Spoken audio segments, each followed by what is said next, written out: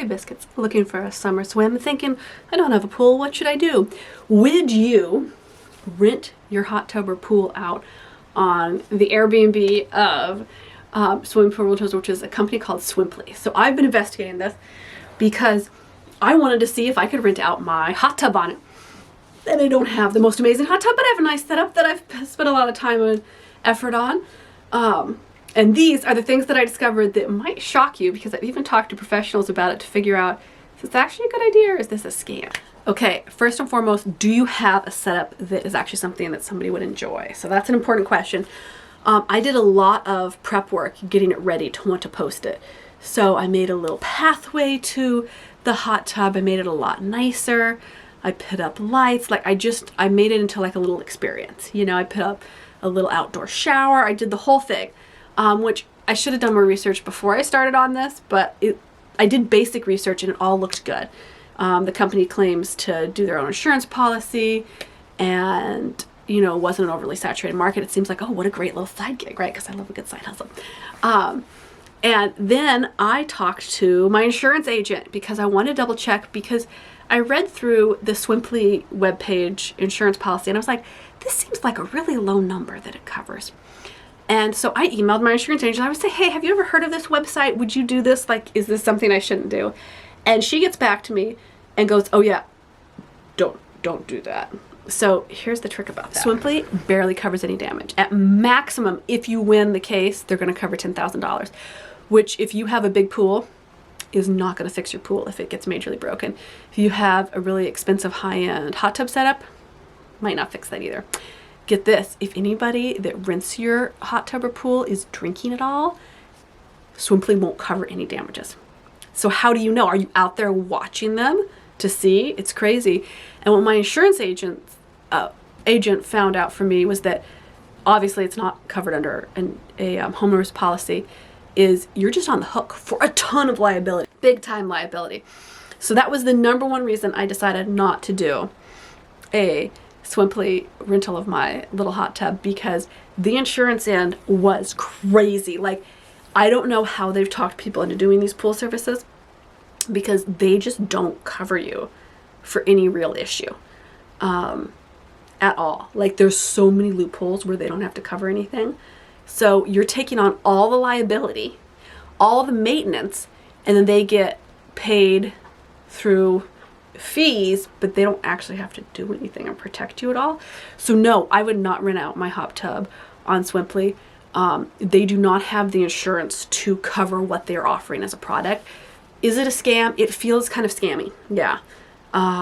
Even more so than like Uber Eats and stuff, where that's really questionable about a company policy. But a company that promises to do all this stuff and then doesn't actually have the insurance writers to protect you, or for that matter, anybody that might get injured, right? Yeah, I would not do it. I don't think it's a good plan. I love the idea of sharing communal self-care spaces. I think that's really beautiful and wonderful.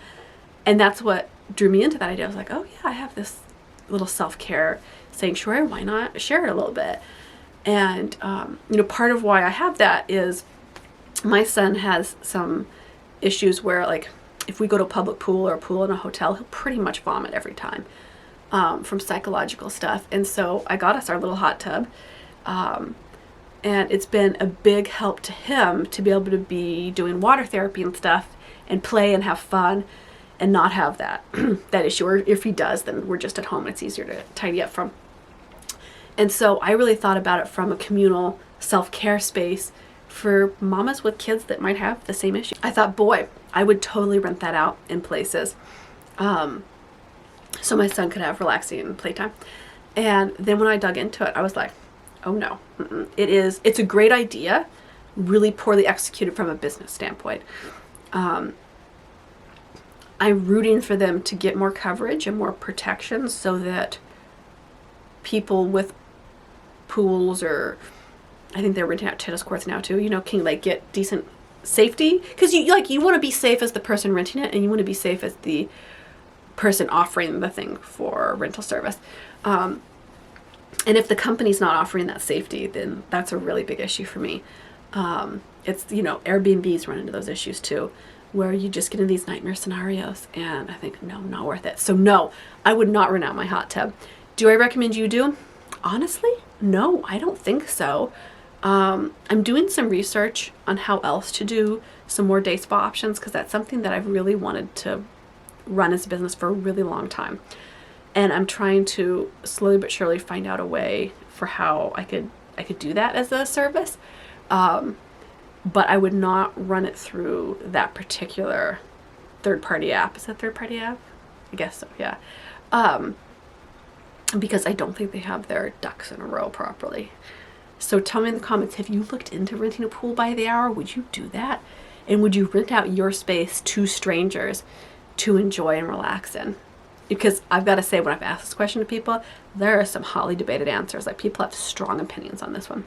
Okay, biscuits, I will see you on our own digital self-care little community on Patreon, where we are having our ancestral month of amazing self-care.